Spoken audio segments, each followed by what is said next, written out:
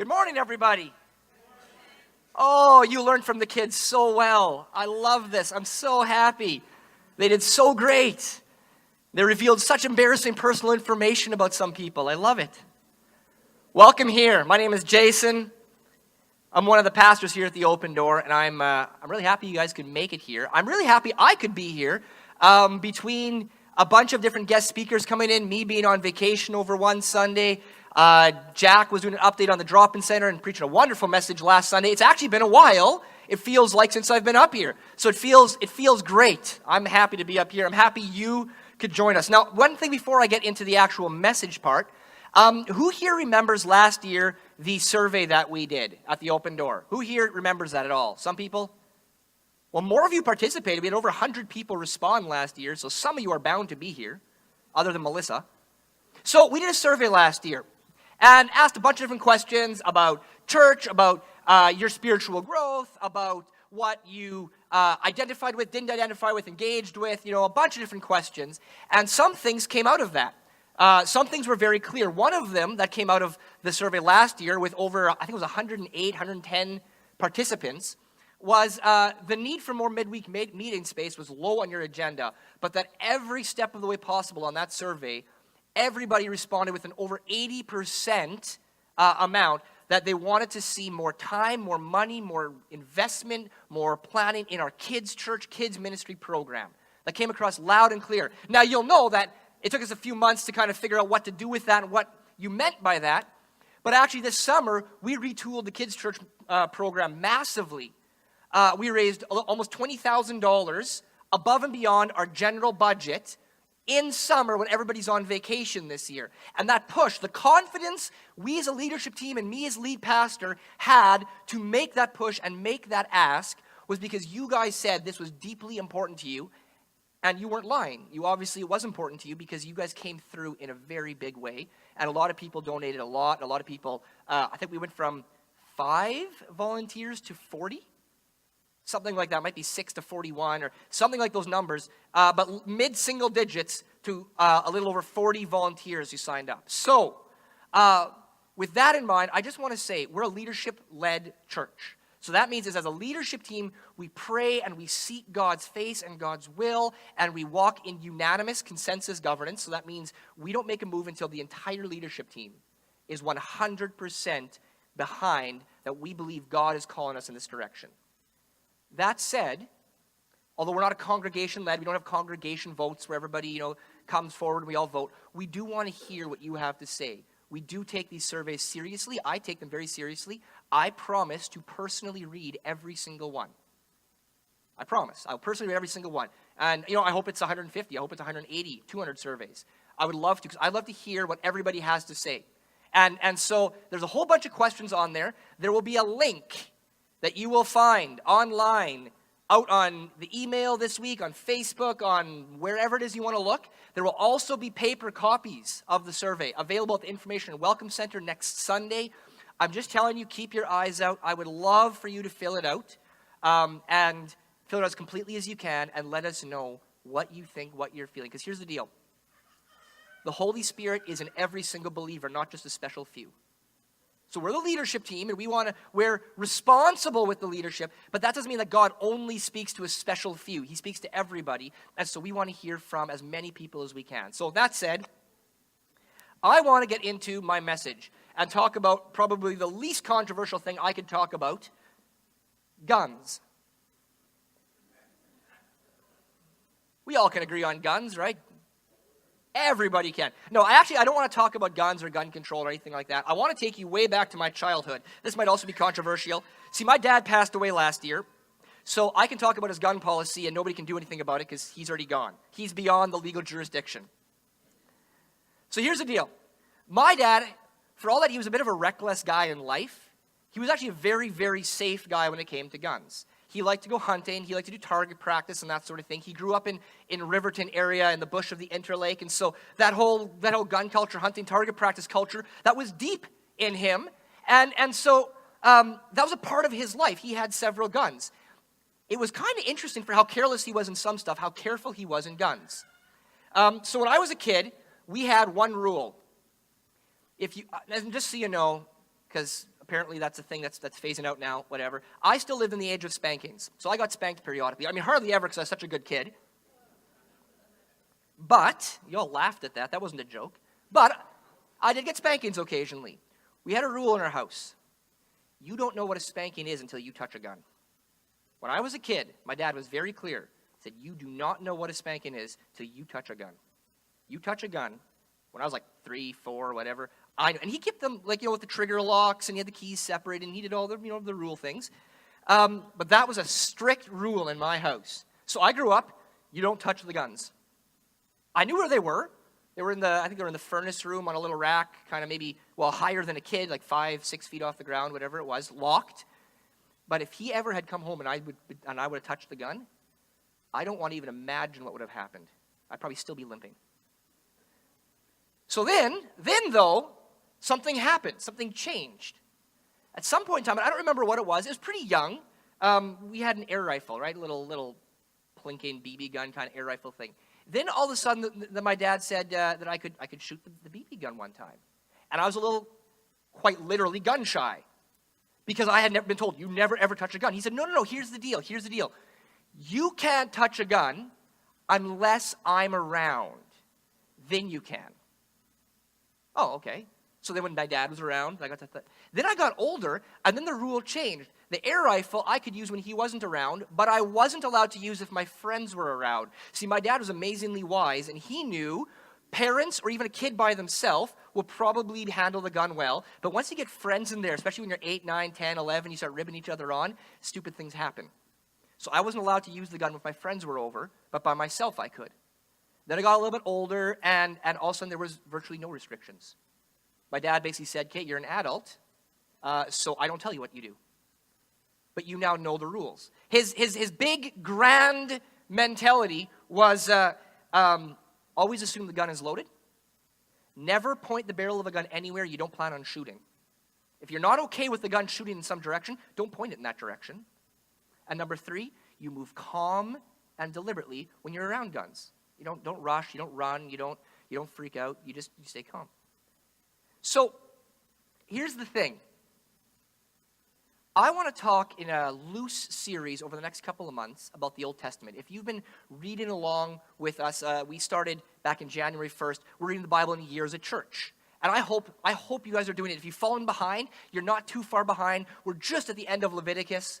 It's not that far. You can catch up in not that long a time. So I would love to be able to read the Bible in a year as a church with all of you. And I know many of you are. And so here's the deal. I feel this is a good time to go over what precisely the Old Testament is. Because for many people, if you haven't read it, probably the one thing you think about, or maybe the two things, is there's some stories about like Noah and David and Goliath, and there's a whole list of rules. I think that's like the two big things that are in everybody's mind. Because as a kid, you learn about the big stories, Jonah and the whale, or whatever the deal is, and you learn about all the rules, the 10 Commandments and all this sort of stuff. And then you go into like big boy church, and the pastor starts talking about, we live in the New Testament, and there's grace, and there's freedom, and whatever it is. And we actually often, mostly, never stop and talk about what the Old Testament is or isn't. When you read these rules in Leviticus, and I'll be honest, the Old Testament has a lot of good stuff, a lot of stuff beyond just a list of rules. It isn't actually just a rule book. I encourage you to read it with us, and you'll see there's a lot of life and hope and a lot of things that give us an understanding of who Jesus is and will be. But if you're reading with us, we just got through Leviticus, and oh my goodness, that's a long list of rules. It is. Do they apply? Do we have to follow them? Should we all go right from here and get circumcised right now? Somebody said no. Is that a thing? Do we have to? Do we not have to? The Old Testament never says that if somebody does this bad thing, you should stone him up until 0 BC or 0 AD, whichever way you want to look at it. It never puts a little time limit on there. And then Jesus came and said, I didn't come to abolish the law, but to fulfill it. Well, what does that mean? Are we still under the law? Are we not? This is a good question. See, the Old Testament was written for a specific people, for a specific time, and a specific set of circumstances. They were God's one chosen people. He revealed himself to the Israelites, and they were supposed to reveal him to the world. And I can get bogged down in the weeds here, and I'm going to try to not get bogged down in the weeds and give you a broad overview. This isn't like a PhD level master's class on Old Testament theology. I'm giving you the 30,000 feet above flyover view, and then we're going to go into some specific cases in the next couple of weeks and months and look at how they apply to us. So I hope you're with me on this. See, with my dad and guns, the rules were deeply, deeply important when they applied to me. But the important thing wasn't the rules. The important thing was the character he was trying to build in me. See, I treat guns very safely now as an adult because I was told as a kid, never touch them. And then I was told as a kid, you can only touch them around your dad. And then I was told you can, so there was rules and understanding. And as my brain and my age and my wisdom and maturity grow, all of a sudden the rules began to be relaxed to some extent as my dad felt I had an ability, a mastery of a certain level of safety when it came to guns. Those rules taught me how to use and work with the important part, which was never point a gun anywhere you don't want to shoot, assume it's loaded, and always move slow and careful. That was the heart of all of the rules. That was my dad's heart. My dad's heart was safety, that nobody would ever get hurt from guns. The rules were the specific outworking of my dad's heart, age appropriate, circumstance appropriate. So that's how that worked. So we often approach things looking for a rule for all times, for all people. It makes life easy, right? There's just a rule. 10 commandments, I follow 10 commandments, I'm good. Speed limit, never speed.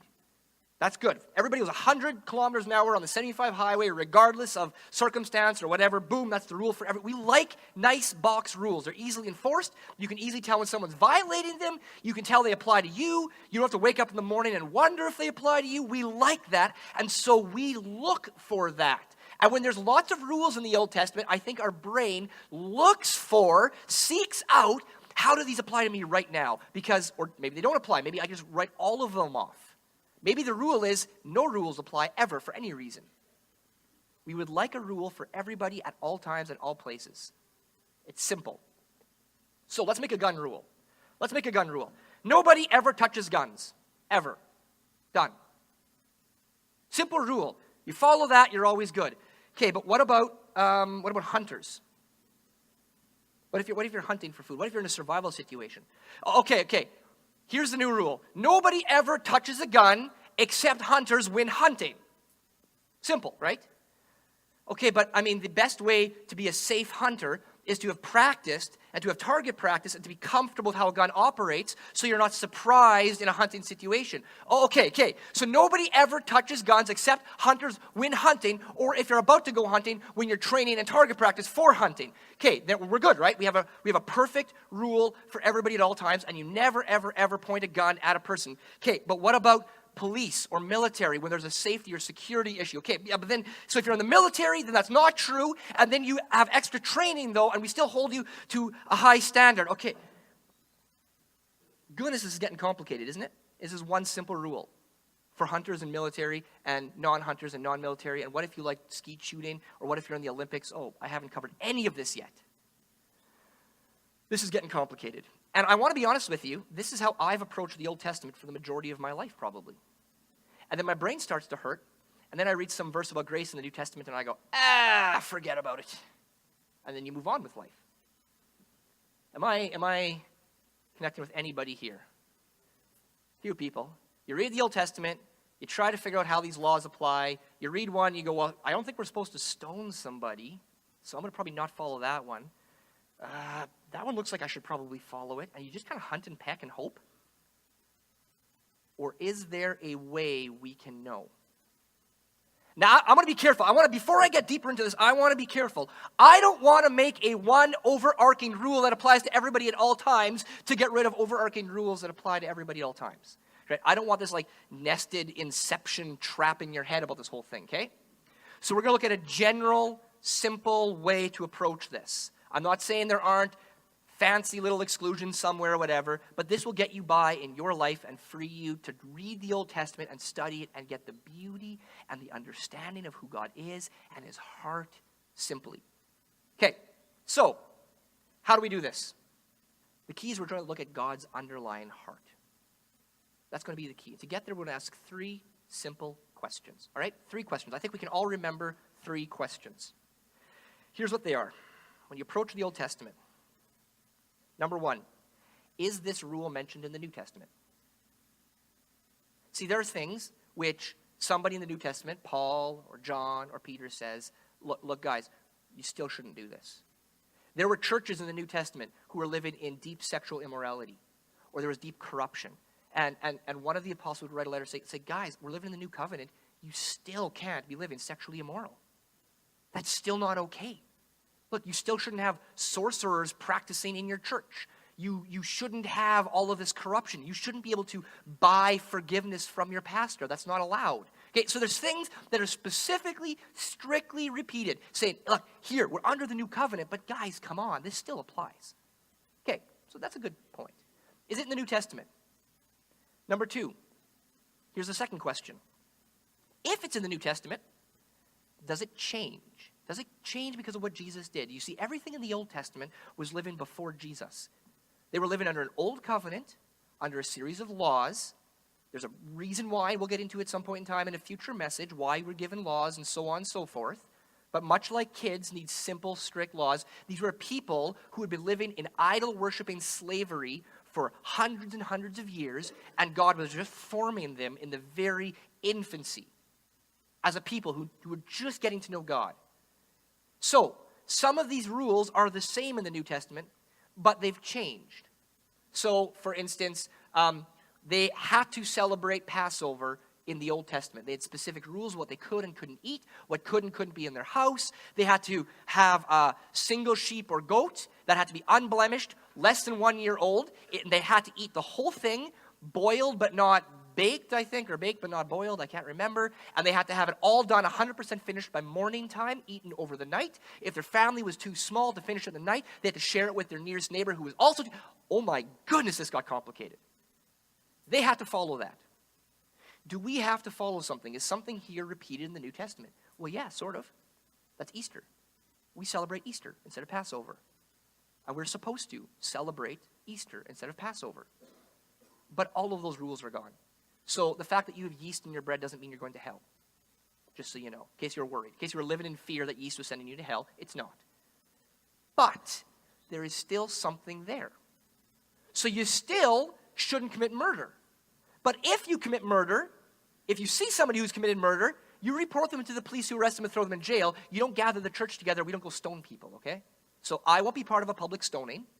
Well, at least I won't be participating in throwing the stones. If you throw stones at me, I guess I can't stop you. So is it in the New Testament? Then number 2, if it's in the New Testament, does it change?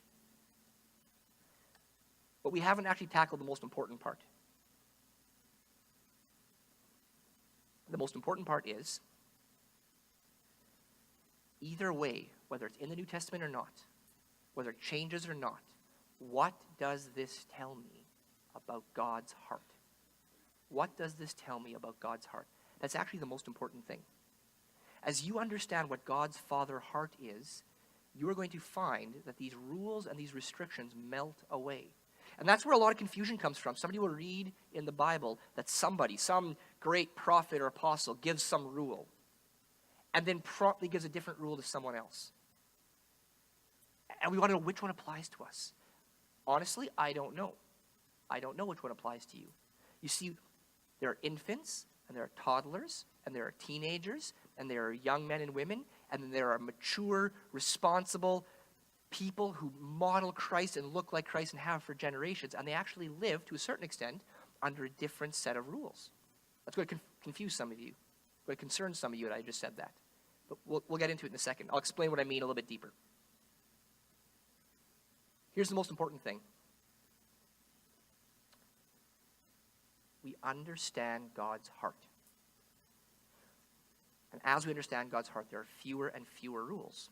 In fact, Paul says, now Paul, one of the greatest examples of what it looks like to be a new covenant Christian, says, everything is permissible for me. Everything is permissible for me. Hold on. There are no rules for me. I can do whatever I want. Now that's going to concern some of you. I said that there were some rules that might apply to you. That concerns some of you. I say everything's permissible. That's going to concern some of you. Guess what? They're both true statements. But not everything is helpful. See, Paul is wise enough to know that although everything is permissible, not everything is helpful. Everything is permissible for me, but I will not be brought under the control of anything. Everything is permissible. I can do whatever God's calling me to do, but not everything's helpful. So I don't do some of it. I personally choose not to do some things that I can do. So that's going to be a guiding verse for us. I want to make this more specific, though. This is very abstract, very, theological. I want to bring it down to one key topic. And so I asked God what one key topic I could bring it down to, and he picked the one that I'm probably the worst at. So I want to be very clear with you. I'm not coming here as a master of this or as some sort of arrogance or some sort of, model from my own life sort of thing. This is something I struggle at very much. And guess what? It's one of the 10 Commandments. So who here knows the 10 Commandments? Someone's going to have them memorized. The hand went up and then the hand went down very quickly. I'm going to read them out to you guys. Don't worry. I won't make anybody go on the spot. You shall have no other gods before me. You shall not make idols. You shall not take the name of the Lord your God in vain. Remember the Sabbath day and keep it holy. Honor your father and your mother. You shall not murder. You shall not commit adultery. You shall not steal. You shall not bear false witness against your neighbor, and you shall not covet. Pretty basic. Now, there's many ways of looking at those 10 Commandments. There's many ways of dividing them and subdividing them and so on and so forth. But for today, for our purposes, I want to look at one simple way. All right?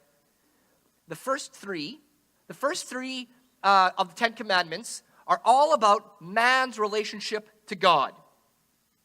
You shall have no other gods before me. I am Yahweh. I am a jealous God. You shall have no other gods before me. You shall not make idols. Don't build stone and wood to look like me.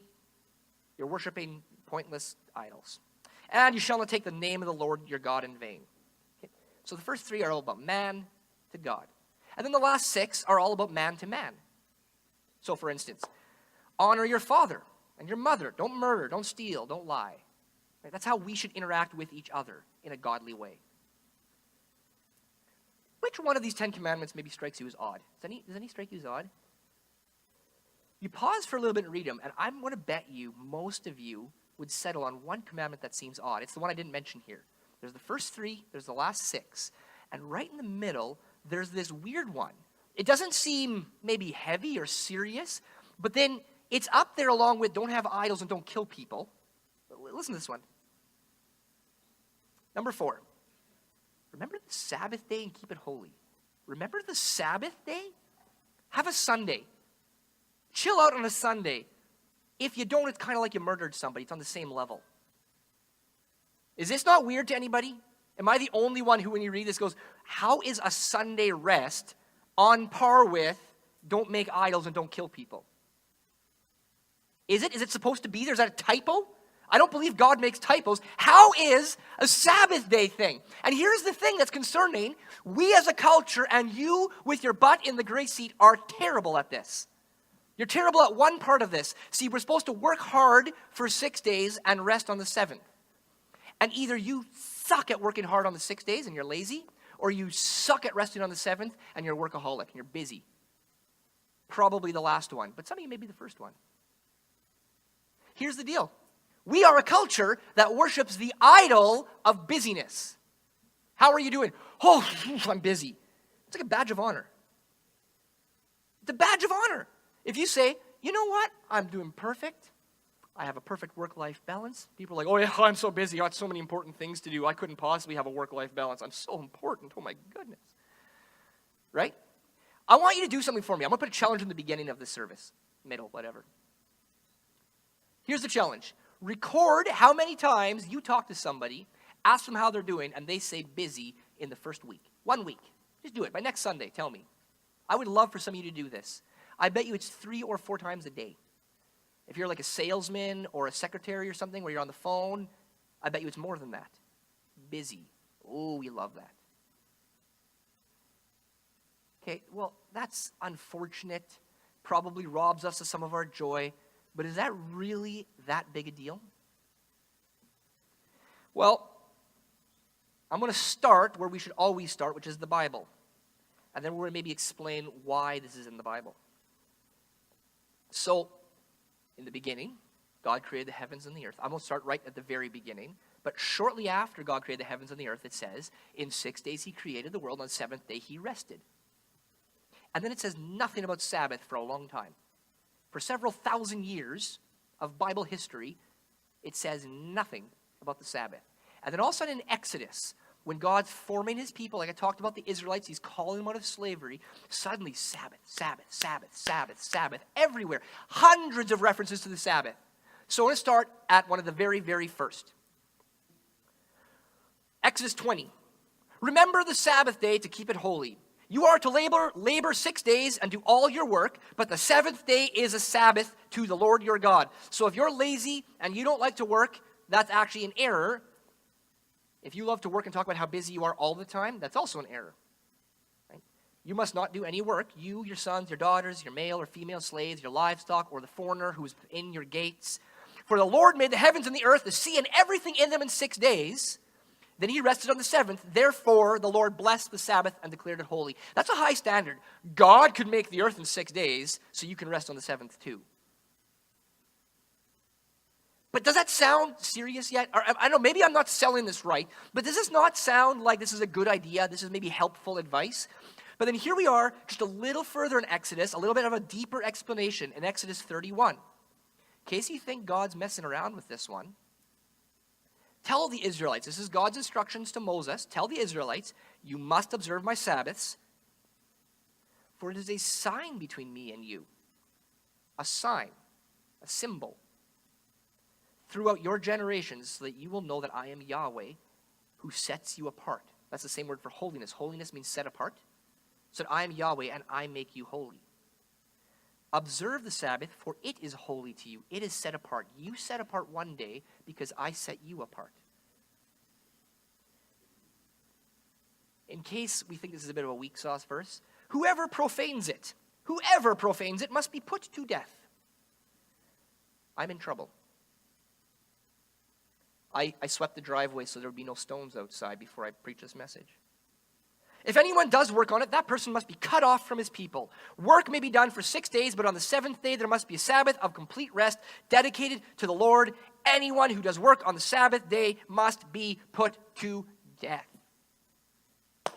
This is on par with murder, on par with adultery, on par with stealing, lying, having idols. God takes the Sabbath very serious in the Old Testament, right? In the Old Testament. So what do we do with this? There was no time frame put on that. Does this still apply to us? Do we still have to honor the Jewish Sabbath? In which case, we have to start Friday at midnight and go from till Saturday at midnight. And we're not allowed to walk more than so and so many steps. We can't ride a donkey. We can't go further than so and so many miles from our house and so on. We're in trouble. So, is Sabbath an Old Testament concept or not? We're going to use this as a case example to look at how we find out about rules, how we can read the Old Testament through the lens of what Jesus has done. So number one, let's ask our 3 questions. So, is this in the New Testament? Is this just an Old Testament thing? So number one, we're going to go to Hebrews 4. Hebrews 4 is a wonderful chapter all about rest, all about the Lord's rest. And I'd love to go through the whole thing. It's full of beautiful advice for a busy culture. But for the sake of brevity, I'm just going to jump to verse 9 to 13. Therefore, says the author of Hebrews, a Sabbath rest remains for God's people. This is the New Testament. There's a bunch of stuff before this, which I'd love to get into. But, therefore, a Sabbath rest remains for God's people. For the person who has entered his rest has rested from his own works, just as God did from his. Let us then make every effort to enter that rest, so that no one will fall into the same pattern of disobedience. It's still disobedient to walk outside of God's rest. There's still a Sabbath rest for the Lord's people. For the word of God is living and effective and sharper than any double-edged sword. So yes, it's still a thing.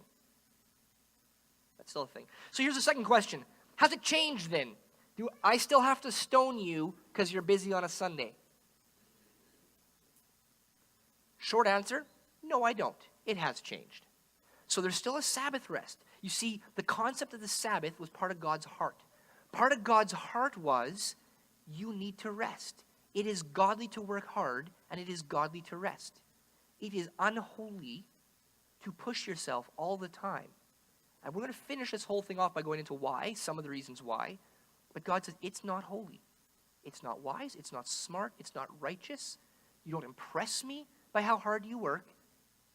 You live outside of my will when you begin to work all the time in your own strength.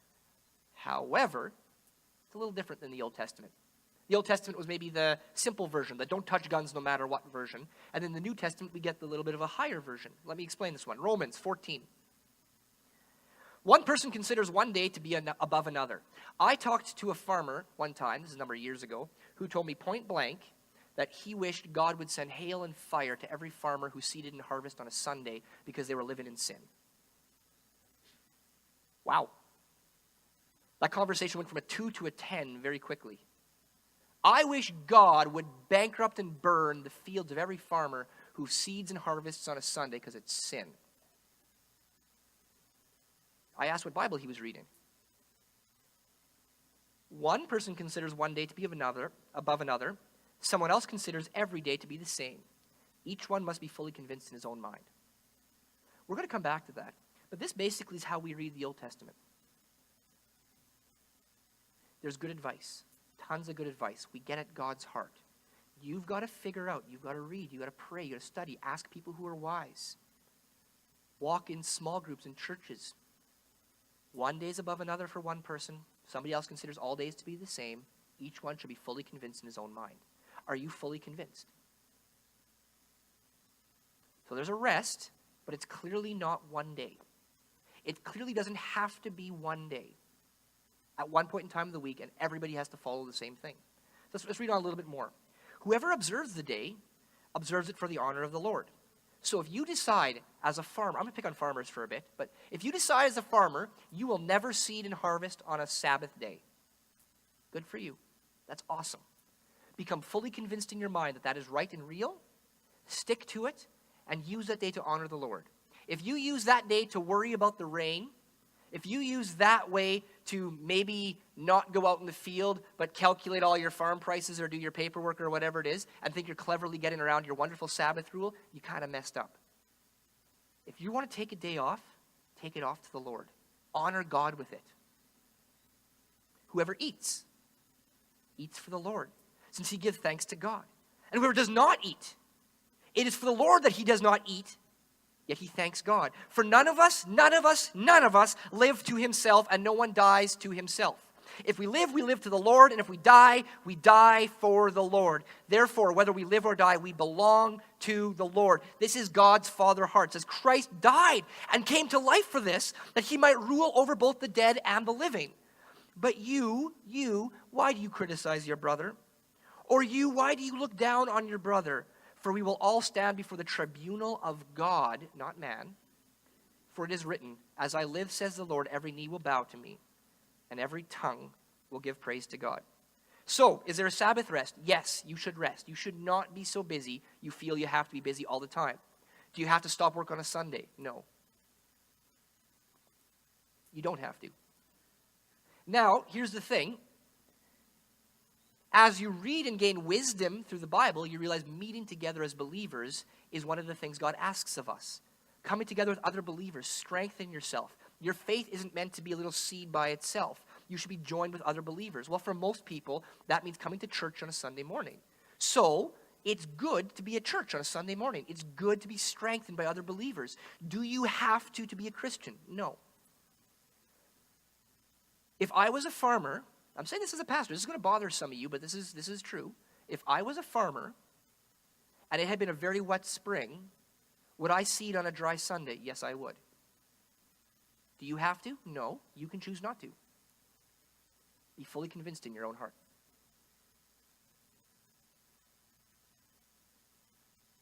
So, didn't I just say the Old Testament's kind of useless?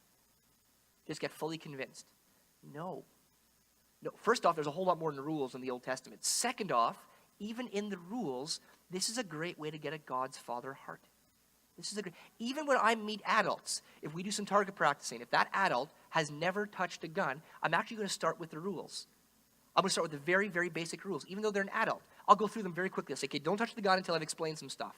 Then maybe we explain some stuff. Then I'll go through this maybe very quickly, maybe very sequentially, but the rules will still help them get at their heart. When I say, you don't touch that gun no matter what till I've explained some things, people realize this is serious. Now, right away, I try to bring them into the understanding of the reason why I just said that. Are you following with me? Is this making sense to anybody? That right away, I want them to be able to understand and use and target practice and have fun and do all that wonderful thing. But I want them to realize this is serious. So I'll still start there, even with adults. So the rules aren't pointless. The rules tell us so much about God's heart, but you don't have to live under them trying to fulfill your own holiness or your own purity by the rule, because ultimately Jesus came not to abolish the law, but to fulfill it. So we don't have to live under the ritualistic sacrifices. We don't have to live under the rules about what a Sabbath day is or is not, or how often you walk, or whether you even need to take a break on a Sunday. See, if you're a nurse and you do shift work, or somebody else who does shift work, you're going to end up working on a Sunday. God bless you. Work hard. Work is unto the Lord. Work is unto the Lord. Try to join a small group where you can meet when you're not on shift, and God bless you. You're not sinning. Do it as unto the Lord. If you work, work is unto the Lord. If you seed, seed is unto the Lord. If you rest and you come to church, do this as unto the Lord, not as some duty and obligation, because that's God's heart. That's God's heart. So why is this commandment so serious? It still kind of seems a bit like it might be optional, doesn't it? Good idea, choose it not. I think that last little piece I want to go over. I said this was a pivot commandment. The first 3 are man to God. The last 6 are man to man. This is like a pivot commandment. This is the commandment that actually puts us in right relationship between ourselves and God, ourselves and man, and yourself to yourself. This is actually a very powerful pivoting commandment, and here's why. For one thing, it speaks about faith and trust and honor to God. You see, if you feel you have to work all the time, 7 days a week, 24 hours a day, every week, every month, all the time, work because your success is in your hands, and if you would stop working, your business would fail, or your money would run out, or your family would be poor, or whatever, I can tell you one thing: you don't trust God. When I work round the clock, because I feel it's all on my shoulders, I am loudly telling God, I don't trust you. Ultimately, I love you, God, but ultimately, when the chips are down, if I don't do this, this won't get done well. I don't quite trust you, God, to take care of this without me. I'm your most important person here. There's a lot of reasons why we work. Maybe we're afraid. Maybe we're afraid that something's going to fail. Maybe we like the power and prestige. Maybe we love the accolades that come with being the most busy person out there. Deep down inside, though, when you can't rest, you're not working for God. I'll tell you something. I'd love to get into this deeper, but I'll tell you something. I know who's your boss by who can send you home. I had an employee who hurt himself one time. He hurt his eyes, and he didn't want to go to the doctor because he was afraid that, EI would cause a problem or whatever. And I had to make him go, right? He hurt his eyes. He had to go to the doctor, right? You can tell who's your boss by who can send you home. If God says, look, guys, take a rest. You say, no, I got a few more things to do. God's not your boss. You're not working as unto the Lord. You're working as unto yourself because you don't trust God to take care of you. You have to do it on a Sunday? No. Should you do it? Yes. It's still a thing in the New Testament. It's just not a rigorous rule. It's a little harder because you got to figure out about your own rest and work cycle.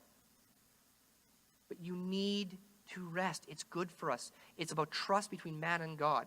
It's also a man to man. You see, part of what the rules were in the Old Testament is you weren't supposed to leave your tent area. The few little feet and meters around your tent. Who'd be in your tent? Your family.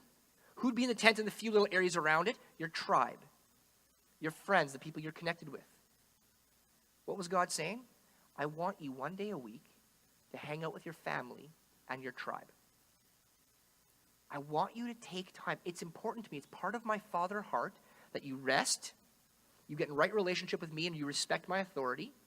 You hang out with your family, and you hang out with those around your family in your local tribe. And all of that was contained in the rule, honor the Sabbath. So that part still applies. We're supposed to not stop meeting together, encourage one another, be with believers, eat together. These are all biblical things that the New Testament talks about.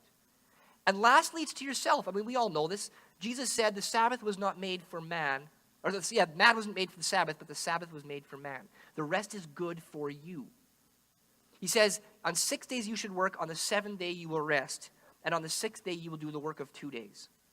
But if you will honor me in this, if you will tithe of your time, so to speak, if you will take a day of rest, I will multiply your 6 days to be as good or better than your work over 7. In God's economy, 3 plus 3 can equal 7 or more. And in God's economy, trying to work 7 days equals 6 or less. Do you have to do it? No, but you should. It's wise, it's healthy, it's smart. I want to leave you with one last thought. Probably most of you have heard the story of Mary Magdalene, Mary and Martha. They're with Jesus. I want to read from Luke 10. It says, while they were traveling, Jesus entered a village, and a woman named Martha welcomed him to her home. And she had a sister named Mary, who also sat at the Lord's feet and was listening to what he said. But Martha was distracted by her many tasks. And she came up and asked, Lord, Lord, don't you care that my sister has left me to serve alone? God, I'm busy. I'm busy. I'm so busy, I couldn't possibly stop for 1 minute to rest, and Mary won't help me. So tell her to give me a hand. Order her to go back to work. Is there a rule, God, that she has to go back to work? And Jesus says, Martha, Martha, you are worried and upset about many things, but one thing is necessary. Mary has made the right choice, and it will not be taken from her. Work is unto the Lord, rest is unto the Lord. And here's the key I want to pull out of there. Mary has made the right choice. You have a choice. You are not under compulsion, a rule, a law, an Old Testament forced thing. You have a choice, but there still is a right choice. That's a lot of what the New Testament's about. That's a lot of what you learn in the Old Testament. You learn what God's heart is for you, and in the New Testament, we have a choice. But there's a right one. The right one is to choose to work hard for 6 days and to rest well in Jesus on the 7th. So, that was the long way around to talk about a Sabbath, when the short answer is, you've got a choice, but choose wisely. But here's the deal. I want to go through a couple of different Old Testament rules and laws and things we're going to come up against. And I want to take them apart and just walk through with you guys how we can approach the Old Testament so we can get the beauty and the passion and the father heart of God without carrying with it the religion and the compulsion of the Old Testament. And I want to see if we can get this mixed right. And I'm not promising that we're going to get it right every single time. We're going to walk together, though, and we're going to experience God's blessing in it. And just before we do, I usually issue a challenge, but today I won't. There are some men here. There's a men's retreat, in fact, coming up. After the men's retreat is done, I want to start a men's small group, a men's-only small group. And here's the deal. I want to talk about work as worship and rest as unto God. If you were here last Sunday, you saw Jack's message. A lot of what he was talking about, he actually just stole from me. I invented it. The reality is, I think for us men, and I'm not saying this isn't about women, as a man, I know from the male side of things. For men, it's very hard to figure out how to trust God with our work, how to take a paycheck and also someone be working as unto God, to maybe be doing not what you love to do, but what you feel you have to do for your family, but how do you use that to serve God? That can be a hard thing. Or if things are going well, it can be hard to stop yourself from overworking, or for your identity to be in your job. How do we do this so that we actually use our job, our work as worship? And how in that do we rest? Spend time with our family, connect well with our wives and our girlfriends and our daughters and sons and all the rest of that stuff. So I want to start a small group with that. If that interests you, please talk to me. I'll be giving you more information. It won't start till after the men's retreat because we got a bunch of stuff between now and then. But shortly after that, I want to be doing this. It'll be on Thursday evenings. It'll be every other Thursday evening. And so we want to do it twice a month because I feel like that's probably the most that we can do right now as we learn to get our work life into balance. I don't want this to be another extra burden you have to do all the time. So it'll be every other Thursday, starting shortly after the men's retreat. Please get into contact with me. I'm going to invite the band to come up in a second, but I'm going to ask Saul to play that video first, and after this word of prayer. So Heavenly Father, I just thank you so much for your love, for your grace, for your mercy. God, we screw up and you forgive us. Lord God, we lose our way and you guide us. Lord Jesus, just right now, we want to come before you as a church and invite you into our rest. Lord God, I pray that we'd be able to put down our work. I pray we'd be able to pick up your calling. Lord Jesus, I pray we'd find our sense of identity in you. God, I pray you would guide the people here in this congregation, that they would have a clear understanding of what your Sabbath rest looks like, that we could all enter it. I pray that we would be encouraging to each other and not condemning. That we would be informative and Lord God, that we would find our love for you in all of it. I pray this in your precious and holy name. Amen.